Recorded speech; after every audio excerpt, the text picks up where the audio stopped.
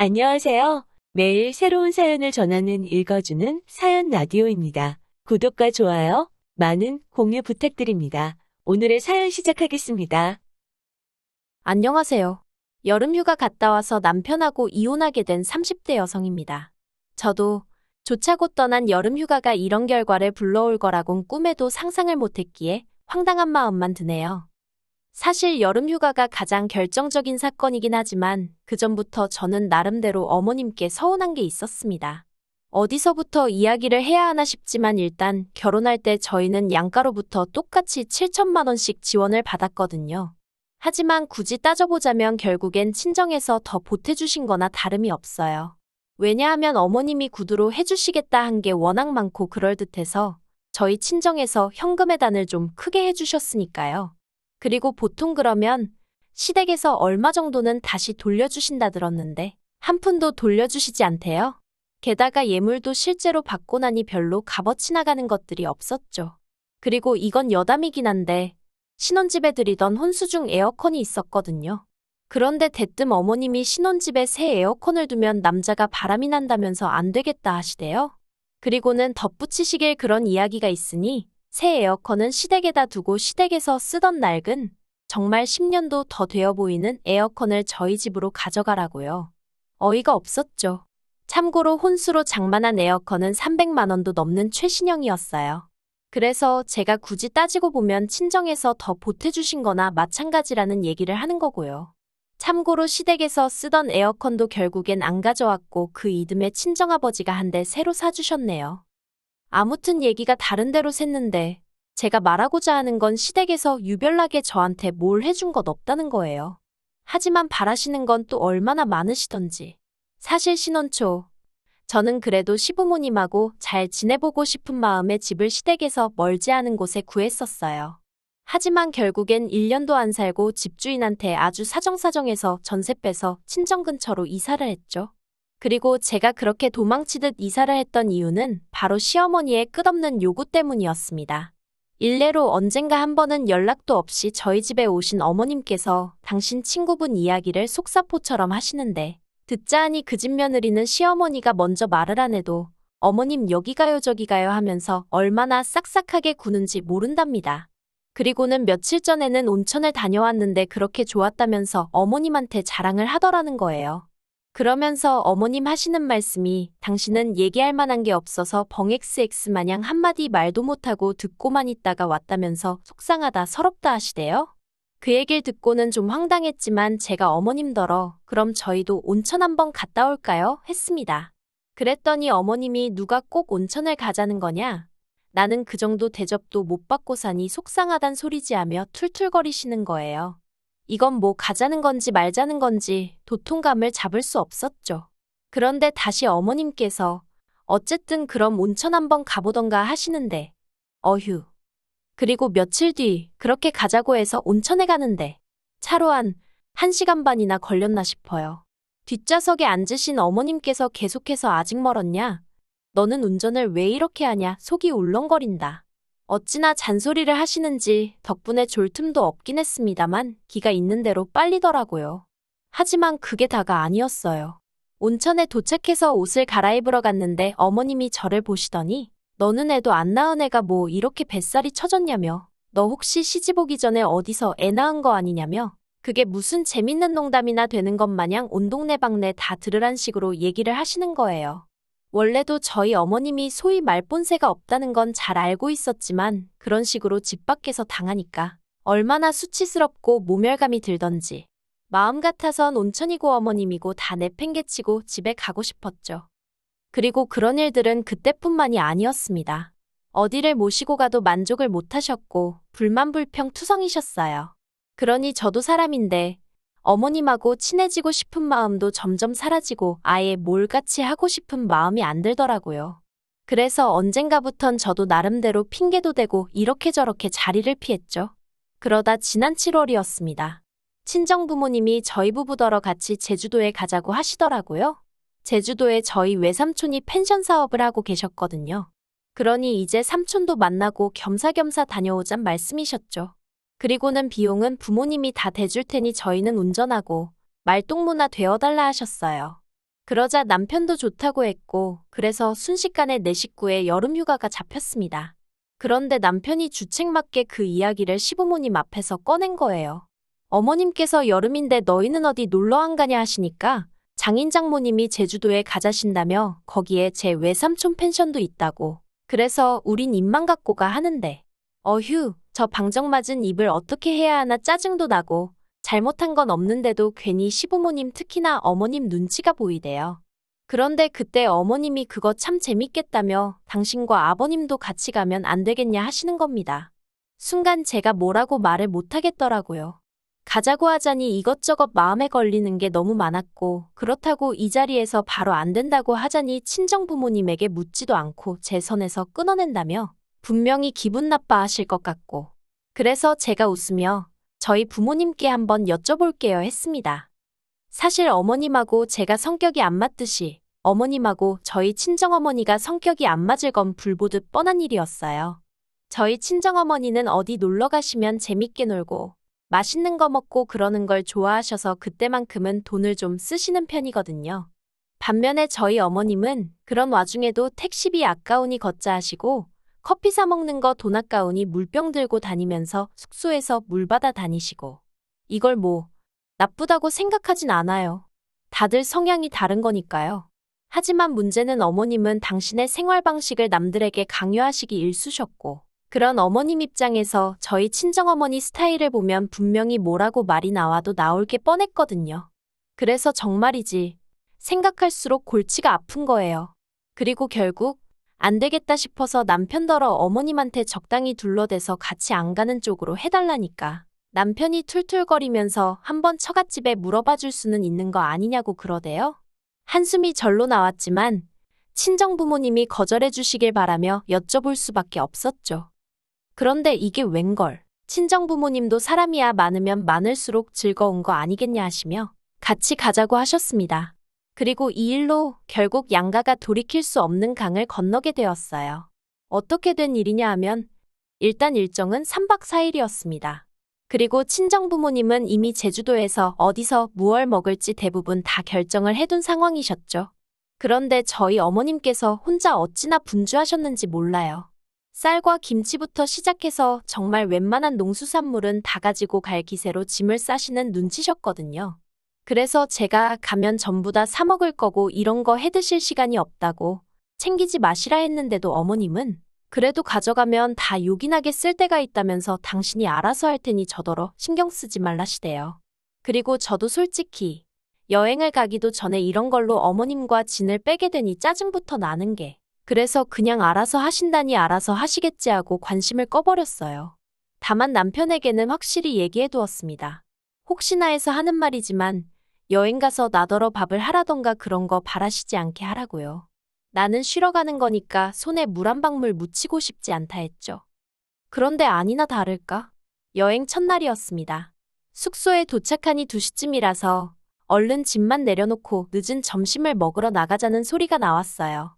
그리고 그 과정에서 남편이 운전을 하려고 운전대를 잡으니 어머님이 대번에 다들 피곤한데 어딜 가냐며 그냥 펜션 근처나 한 바퀴 돌고 저녁을 먹자는 거예요. 저희 친정어머니 눈치를 보니 마뜩찮으신 듯 했지만 별 말씀은 안 하시대요. 그래서 결국 펜션 주변 좀 걷다가 숙소로 들어왔어요. 그리고 뭐 하는 거 없이 시간만 흘려보내게 되었죠. 그러니 이제 저희 친정어머니가 안 되겠다 싶으셨는지 저녁은 어디 가서 좀 맛있는 걸 먹자며 뭐랄까 약간 분위기를 띄우려고 하시대요. 이제 얼른 나갑시다 하시면서요. 그런데 어머님이 또다시 뭐하러 쓸데없이 돈을 쓰냐면서 오늘은 첫날이고 다들 피곤하니까 그냥 대충 펜션 안에서 해먹자고 하시는 거예요. 그리고 이때는 저희 친정어머니도 짜증이 나셨는지 다들 피곤한데 누가 밥을 하냐고 나가자고 한마디 하시대요. 그리고 저도 솔직히 친정어머니 의견에 동의하는 바였고요. 그렇다고 물론 대놓고 친정어머니 편을 들 순 없으니 제가 어머님더러 그러지 말고 같이 나가요 했습니다. 그런데 어머님도 그러면 못 이긴 척 좀 넘어와 주시지. 제가 편을 들어드리니 오히려 기세가 등등해지셔서는 당신은 안에서 대충 해결하시겠다며 나갈 사람만 나가라고 하는 거예요. 황당했죠. 하지만 더 황당한 건 아버님마저 어머님 눈치를 잠시 살피시더니 주섬주섬 저희랑 같이 나가려고 하시대요. 그러자 보다 못한 친정아버지가 저희 어머님더러 사부인 같이 가세요 하셔가지고 그래서 모시고 나왔습니다. 그러니 이때부터 이미 저희 친정어머니도 기분이 확 상하신 거죠. 친정어머니가 말씀이 자기가 뭐나 된다고 온 사람이 들러붙어서 가자가자 해줘야 하는 거냐며. 솔직히 친정어머니뿐만 아니라 저도 그런 생각이 들어서 그냥 웃고 말았어요. 아무튼 기왕 다 같이 나갔으니 즐겁게 한 끼 식사하면 좀 좋나요? 그런데 또 저희 어머님은 이게 얼마냐, 맛이 있네 없네 이런 걸 먹을 바엔 집에서 먹고 말지. 친정어머니가 고르신 식당이었는데 어머님이 그런 소리만 하시니 저희 친정어머니 기분이 좋을 리가 없었죠. 순식간에 또 분위기가 얼어붙어서 모든 사람들이 두 여자 눈치만 살피는 꼴이었습니다. 그래도 다행인 건 그러나 중에 술이 한 잔 두 잔 들어가니까 또 언제 그랬냐는 듯이 분위기가 좀 풀어지긴 하대요. 그리고 이튿날 아침 일어나 보니 원래 숙취라는 게 없으신 친정부모님은 두 분 다 평소처럼 일찍 일어나셔서는 새벽 운동을 가셨더라고요. 하지만 시부모님이나 남편은 지난밤 술 때문인지 영 일어나질 못하다가 오전 10시가 다 되어갈 때쯤에서야 한 명씩 일어났는데 어째서인지 어머님 기분이 영 좋아 보이질 않으시대요.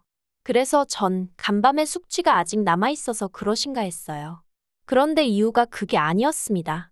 얼마 지나지 않아 어머님께서 어떻게 여자가 셋이나 있는데 저희 친정어머니도 그렇고 저도 그렇고 밥을 안 해놨냐며 짜증을 내셨거든요. 어이가 없었죠.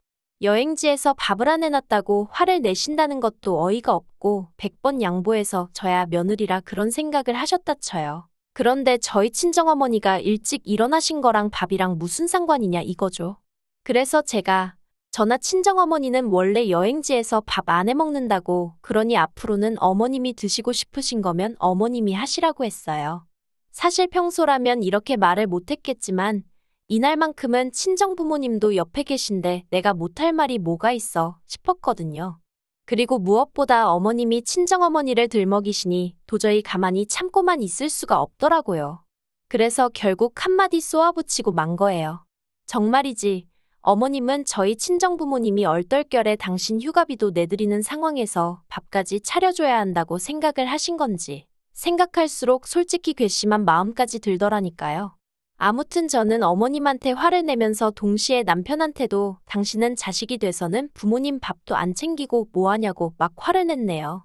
그러자 시부모님은 특히나 어머님은 얼굴색이 울그락불그락 난리도 아니었고 그리고 그걸 본 저희 친정아버지께서 저더러 그만하라고 하도 뭐라 하셔서 그쯤에서 멈추긴 했지만 분한 마음이 쉽게 가시질 않더라니까요. 하지만 이와 비슷한 상황이 또 다시 발생했으니 그날 저녁이었습니다. 제주도까지 왔는데 갈치는 먹어야 하지 않겠냐는 친정어머니 말에 어머님께서 갈치를 사다가 펜션에서 구워 먹자셨어요. 그리고 친정어머니가 펜션에서 바베큐는 해먹어도 갈치 구워 먹었단 소리는 못 들어봤다고 싫다고 하셨는데 어머님이 바베큐는 되는데 갈치는 왜 안 되냐며 억지를 쓰시는 거예요. 그리고 결국 두 분이 옥신각신 하시다 친정어머니가 외삼촌한테 전화를 하니 외삼촌도 대번에 안 된다고 하셨죠. 고기 굽는 냄새는 투숙객들이 뭐라고 안 하지만 비린내는 금방 컴플레인이 들어와서 안 된다고요. 그러자 어머님께서는 별꼴이니어쩌니 짜증을 내셨고 그러자 이제 처음엔 저희 친정부모님도 좀 마음으로 따라오겠다는 거 오라고 한 건데 이럴 줄은 몰랐다며 언성을 높이셨어요. 그리고는 그날은 완전히 분위기가 파토가 나서 저랑 남편은 이러지도 저러지도 못하고 급기야는 양가 어른들이 따로 식사를 하시는 상황이 벌어졌습니다. 저희 친정부모님은 따로 갈치 드시러 가셨고 시부모님은 라면 드신 것 같더라고요. 그런데 어떻게 보면 정말 결정적인 사건이었는데 다음날 아침이었습니다. 친정어머니는 평소대로 또 일찍이 일어나셔서 걷기 운동하시고 저랑 같이 커피 한 잔 드시고 그렇게 시간을 보내셨거든요. 그런데 9시 좀 넘어서 일어나신 어머님께서 설거지를 하다 말고 고무장갑을 탁 집어 던지시더니 진짜 너무한 거 아니냐며 저희 모녀한테 고래고래 소리를 지르시기 시작하셨어요. 당신이 쌀이며 김치며 다 들고 왔으면 해먹고 치우고 하는 건 다른 사람들이 해야지 어떻게 손가락 하나 꼼짝도 안 하냐면서. 아니, 황당하기 짝이 없더라고요. 분명히 온갖 재료를 다 쓸어 담으실 때 저더러 신경 쓰지 말라고 하시더니 이제 와서 뭐가 억울하신 건지 왜 성질이실까 싶었달까요? 그리고 무엇보다 전화 친정 부모님이나 어머님이 가져오신 거 뭐 하나 먹은 게 없어요. 죄다 어머님 아버님 두 분이서 드시고 남편이 먹고 그랬지. 그러니까 잡아도 아버님이나 남편을 잡으셔야지. 왜 엄한 저희 모녀한테 난리신가 싶대요. 그리고 그때만큼은 저희 친정어머니도 참질 않으셨어요. 체력도 안 되면서 뭐 한다고 따라와서는 우리 나이에 누가 여행하면서 밥을 해 먹냐고. 거기다 여행도 힘들다고 하면서 여기도 못 가겠다, 저기도 못 가겠다. 거기다 술도 주량껏 적당히 먹어야지. 일어나지도 못할 만큼 먹고서는 추태를 부린다고. 그리고 이제 그때부터 정말 시어머니 대 저희 친정어머니, 저희 친정어머니 대 시어머니 구도로 싸움이 났네요. 그리고 결국 3박 4일로 계획했던 여행은 2박 3일 만에 끝나고 시어머니가 당신 성질에 못 이겨 가져오신 재료를 이리저리 집어던지신 탓에 펜션하는 아수라장이 되었습니다. 친정어머니께서 외삼촌더러 이거 전부 다 청구하라고 사돈이고 뭐고 다 받아내야겠다고 하셨고 아무튼 난리도 그런 난리가 없었네요. 그리고 보다 못한 제가 남편더러 시부모님 모시고 올라가라 했습니다. 나는 친정 부모님이랑 있다가 가겠다고요. 그런데 이 모든 상황을 똑같이 지켜봐 놓고 남편이란 놈이 그래도 팔은 안으로 굽는 건지 한다는 소리가 저희 친정 부모님이 돈 좀 내시는 걸로 너무 유세를 부리셔서 지금 이 상황이 된 거라는 말도 안 되는 개소리를 하대요. 그리고는 저더러 너도 이제 결혼했으니 우리 집 식구라며 지금 같이 올라가야 된다나요? 어이가 없어서. 그래서 남편더러 어머님이 친정어머니한테 정식으로 사과하실 때까진 그 집 식구 안 하겠다 했습니다.